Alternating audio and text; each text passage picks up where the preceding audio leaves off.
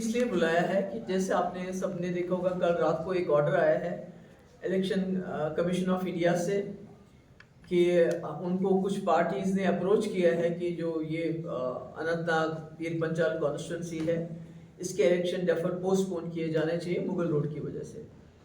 मुझे बहुत ताज्जुब है कि मैं खुद मुगल रोड से आई हूँ और ये जो पहले तो मुगल रोड मई में खुलता था, इस बार इलेक्शन की वजह से 8 अप्रैल से खुला है और कुछ दिन, 1-2 दिन बंद रहा, मगर उसमें भी जो हमारे पेशेंट्स वगैरह थे उनको मुगल रोड से ही भेजा गया कि इतना इमरजेंसी तरीके से काम हो रहा है इसका।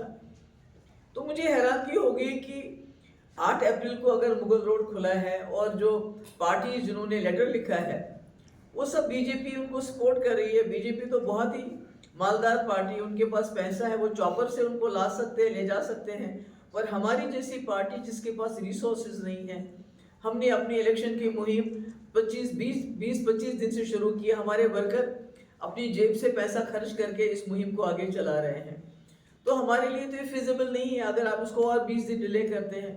तो मैं जानना चाहती हूँ कि इसके पीछे क्या वजह है, क्योंकि मैं इलेक्शन कमीशन ऑफ इंडिया और बीजेपी की सरकार को भी कहना चाहती हूँ कि जम्मू कश्मीर के लोगों का बहुत मुश्किल से इलेक्शन प्रोसेस पे यकीन हो गया है। वो भी उसके लिए उनके जो अपने लीडर हैं बीजेपी के, अटल बिहारी वाजपेयी को 2002 में लाल किले से ऐलान करना पड़ा कि हम जम्मू कश्मीर में जो इलेक्शन फ्री एंड फेयर करवाएंगे, और आज ये उसी इलेक्शन को दागदार बनाना चाहते हैं। ये कहीं भी मुल्क में नहीं होता है कि आप किसी वजह से, सड़क की वजह से, किसी और वजह से जो है इलेक्शन को डेफर कर दो, पोस्टपोन कर दो। अभी इनके पास क्या गारंटी है कि वो बसी और नहीं उतर के आएगी? जो पत्थर आते हैं, पत्थर तो साल के साल आते हैं, जब तक इस पे टनल नहीं बनता है तब तक तो ये सड़क ऐसी ही रहेगी, इसमें तो आमद-रफ्त हमेशा रुकती रहेगी। तो मेरा ये इलेक्शन कमीशन को और एनडीए सरकार को ये कहना है कि आप जो इस वक्त करना चाहते हैं ये बहुत गलत है। इससे जम्मू कश्मीर के लोगों का जितना भी भरोसा है, अब उनके पास क्या रखा है आपने? सब कुछ तो ले गए। अब एक वोट की पर्ची का हक भी आप उनसे छीनना चाहते हैं। आप 87 को रिपीट करना चाहते हैं। आप जानते नहीं हैं 87 में इलेक्शन में दागियों की वजह से सारा जम्मू कश्मीर आज तक जल रहा है, लहू लुहान हो चुका है। लोगों की यहाँ शमशान घाट भर गए हैं, कब्रिस्तान भर गए हैं उसकी वजह से। तो आज सिर्फ महबूबा मुफ्ती को रोकने के लिए सारे तो पहले ही ऑलरेडी गैंग अप हो गए हैं, सारे तो इकट्ठे हो गए हैं मेरे खिलाफ। मगर लोगों का रुझान देखिए, लोगों का साथ देखिए, cutting across communities, religion, party lines, जो लोगों का रुझान है पीडीपी की तरफ, जो लोग समझ चुके हैं कि पार्लियामेंट में एक ऐसी आवाज भेजनी है जो हमारी बात करे, हमारी वकालत करे। उससे डर से, उसके खौफ से इलेक्शन कमीशन को इस्तेमाल किया जा रहा है इस वक्त, जबकि सिर्फ 10 दिन रहे हैं इलेक्शन में। तो हमारे पास तो ऐसे रिसोर्सेज नहीं है। आप जब कहते हैं लेवल प्लेइंग फील्ड, तो हमें कैसे लेवल प्लेइंग फील्ड मिलेगा जबकि हमारा वर्कर जो भी उसके पास था बेचारे के पास, वो खर्च कर चुका है इस मुहिम में। तो मेरी एक ही गुजारिश है इलेक्शन कमीशन ऑफ इंडिया से कि कोई भी इस किस्म का एडवेंचर मत कीजिए। पहले ही जम्मू कश्मीर बहुत सफ़र किया है, पहले ही जम्मू कश्मीर का इलेक्शन के ऊपर बहुत कम एतमाद रहा है। आज आप इस इलेक्शन को इस वक्त डेफर करके एक गलत मैसेज दे रहे हैं। आप सीधे कहिए कि महबूबा मुफ्ती मैदान से हट जाए। ये बहाना करने की क्या जरूरत है इलेक्शन को? कहीं भी मुल्क में इस तरह इलेक्शन डेफर नहीं होता है।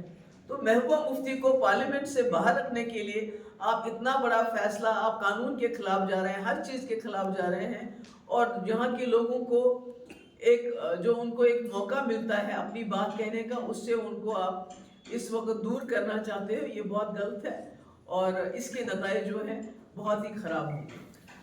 तो बिल्कुल वो जो लोगों का रुझान देख रहे नहीं, तो मुझे बताइए ये 8 अप्रैल की बात है, पहले हफ्ते अप्रैल की बात है, तब से अभी तक कितना टाइम हुआ? अगर इन्होंने पहले, आज से 1 महीना पहले डेफर किया होता तो कोई बात भी थी। अब सिर्फ 10 दिन रह गए इलेक्शन में, मुगल रोड खुल चुका है। मैं खुद मुगल रोड से यहाँ आके मैंने ट्रैवल किया है। तो आज कौन सा बहाना है ये इलेक्शन डेफर करने का? दूसरे के मुद्दे पे बात करना चाहते हैं। मेरे जलसे में जहाँ भी मैंने मीटिंग्स की, सरदार भी थे, हिंदू भी थे, हमारे पहाड़ी भाई भी थे, गुजर भी थे, बकरवाल भी थे, और कश्मीर में कश्मीरी भी हैं।